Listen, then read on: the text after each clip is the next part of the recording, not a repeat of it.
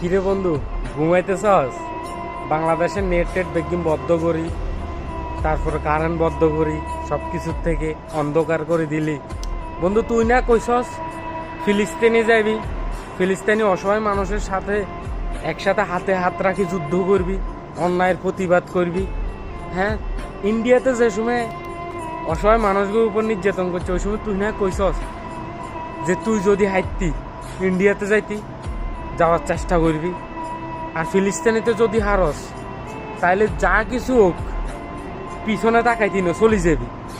কিন্তু ফিলিস্তিনির মতো সেম তোর দেশ হইতেছে, তুই নিজে থাকা অবস্থায় হইতেছে, কিন্তু তুই একটা আওয়াজ দিতেছস না। থাকতো বালা পোস্ট করবি, পোস্ট করস না গিললে। পোস্ট করলে কি তোর পদবি চলে যাব? ভয় লাগে পদবি চলে যাব? হ্যাঁ না, বড় ভাইকে ভয় লাগে? হায় রে বন্ধু, তুই না কইসস যে সবসময় অন্যায়ের প্রতিবাদ জানাবি, অসহায় মানুষের পাশে থাকবি। তুই কি বুকে আদ্দি কইতে হারবি বন্ধু যে এখন যে সাধারণ পাবলিক এবং সাধারণ ছাত্ররা অন্যায় করতেছে, সাধারণ ছাত্ররা যেটার আন্দোলন করতেছে, যেটার প্রতিবাদ জানাইতেছে, এটা কি অন্যায়?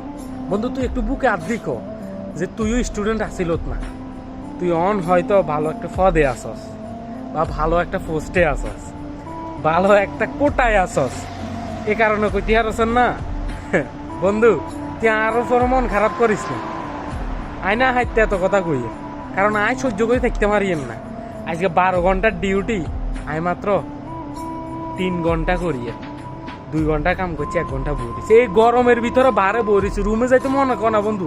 আর রুমে যাইতে মনে কনা, কারণ আর অসহায় ভাই বোনেরা রাস্তায় হলি রয়েছে, মৃত দেহ রাস্তায় ঘুমাইতেছে বন্ধু। আর তো ঘুম আসতেছে না, আজ যে 4টার রাত ঘুম নাই, জানি না কিনলাই। আয় কোনো ছাত্র দল না, কোনো কিছু না, যুব দল, যুবলীগ, আমলীগ কোনো পদে নাই আয় বন্ধু, আয় কোনো পোস্টে নাই। তুই জানোস আই কিন কোনো কিছু নাই আড়ি না, কিন্তু অসহায় মানুষের যে কান্নার আওয়াজ, এটা ঘুমাইতে দেয় না, বুঝছস?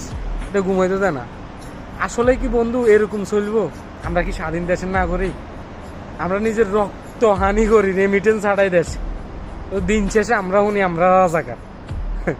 আঙ্গো ভবিষ্যতে প্রজন্ম, আঙ্গো ছেলে মেয়ে বাই বাতিজা, এগুন কি করবো? আচ্ছা আমরা তো কামলা দিয়ে সমস্যা নাই, এগুলোর ভবিষ্যৎ নাই, এগুনি কি করবো?